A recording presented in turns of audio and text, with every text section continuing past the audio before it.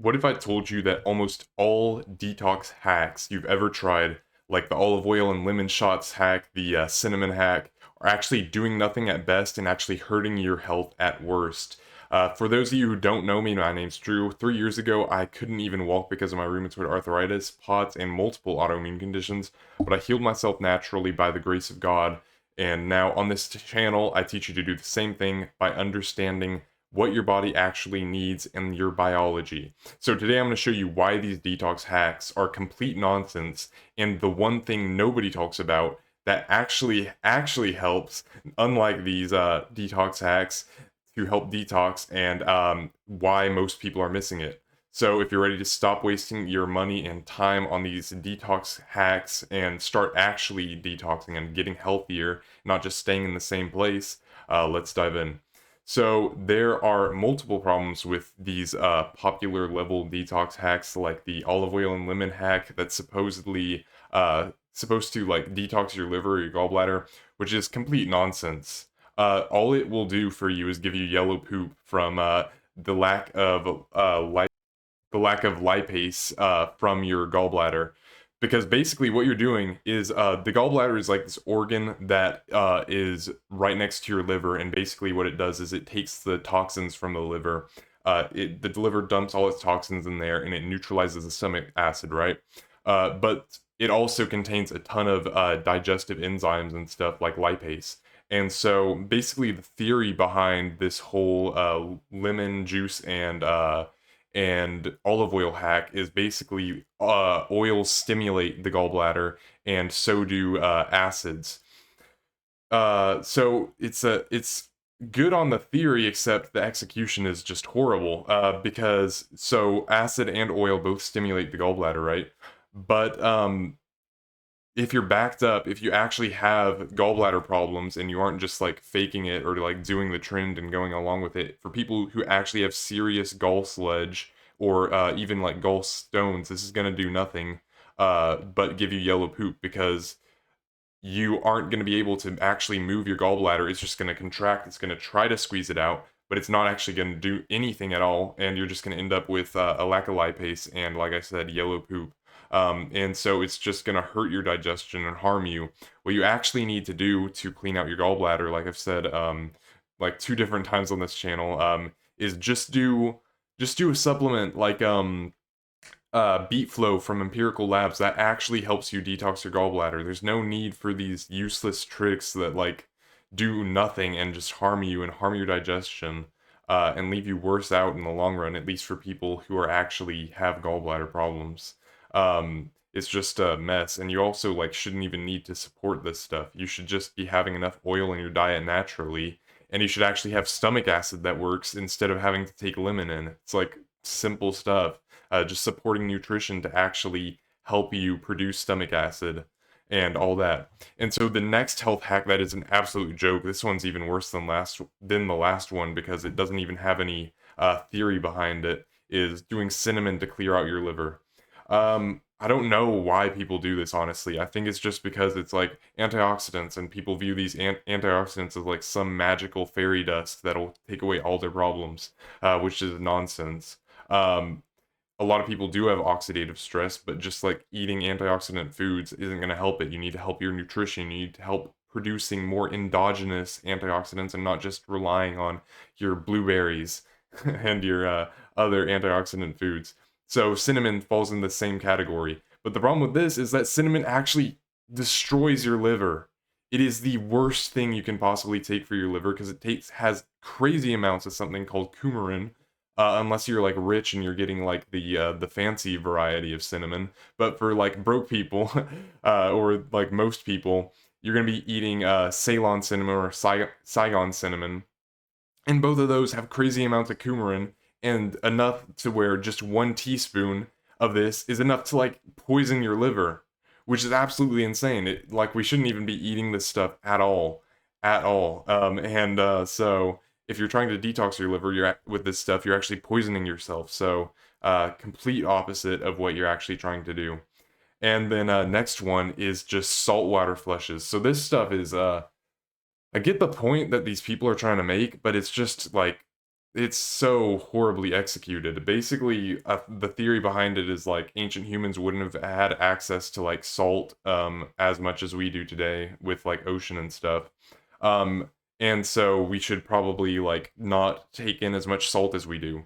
And so I get the theory behind it. It's just that in execution, we really do need salt as much as we take in. The only problem with salt is it's really tied to heart disease. Except the problem with these studies that tie it to heart disease is that the only reason salt is tied to heart disease is because it's related to potassium. And so what potassium does is it goes outside of cells and it helps them to relax. So when you have a muscle contraction and your heart is a muscle, that's why it's tied. So when you contract your muscle, salt rushes in, calcium rushes into the cell, salt and calcium, that stimulates it to contract, okay? And then after it releases after a second, what stimulates that release is magnesium and potassium flowing back in, all right?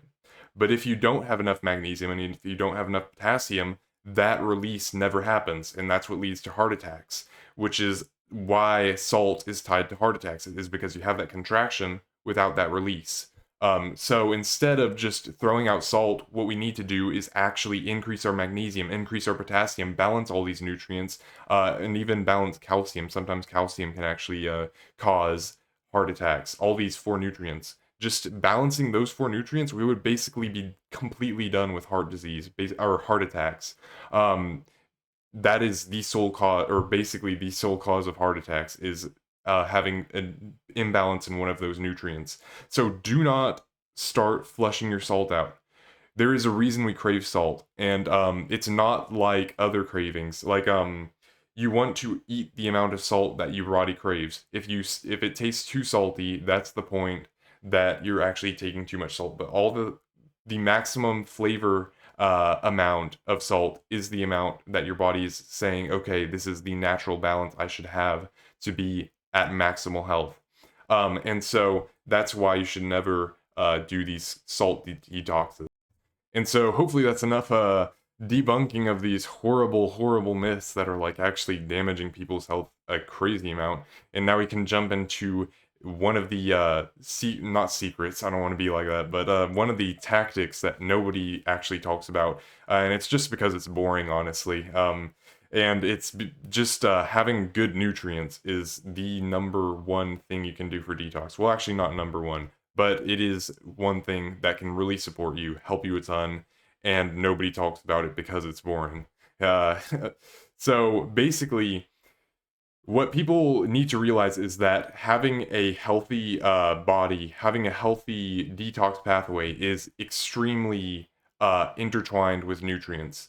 Nutrients are all very, very intertangled. There's like multiple different systems, and almost every single nutrient is needed in all of these different steps, whether it be like antioxidant detox, whether it be like methylation for detox, any of these systems you're needing like almost every single nutrient just because they're all tied together, just like with that heart example we showed earlier. Like that's four different nutrients all just in one problem, but it gets even more complex the further you go. And so just right here is just one example of that. So you see right here we have vitamin E, and so what vitamin E does is it protects your cell. So your cells have this thing called a lipid bilayer, and that's like two layers of fats all angled against each other. So one layer is used to keep the water out. You know how water and oil don't mix. That's what the outside layer is doing. Is it keeps the water out and helps to keep that all these stuff inside. That's what the second layer is doing. So it's keeping the outside water out and the inside water in. That's the point of the lipid bilayer. But the problem with this is that lipids can sometimes get oxidized by oxidative stress. And so what vitamin E does is it goes to the oxidative stress in the lipid bilayer and it neutralizes them.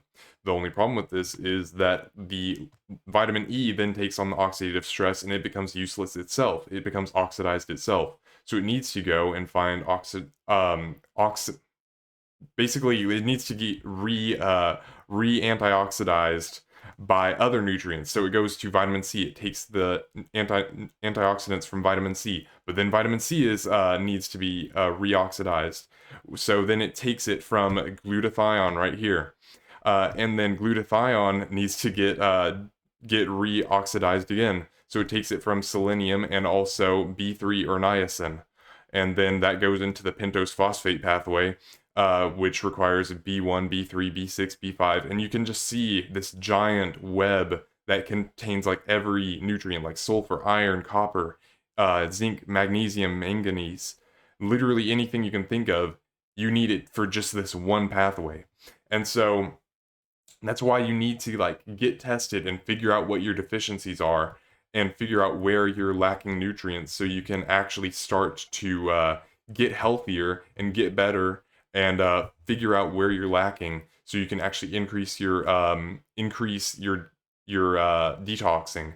And so excellent resource for this stuff is actually to do a hair mineral analysis test. It's called HMNT.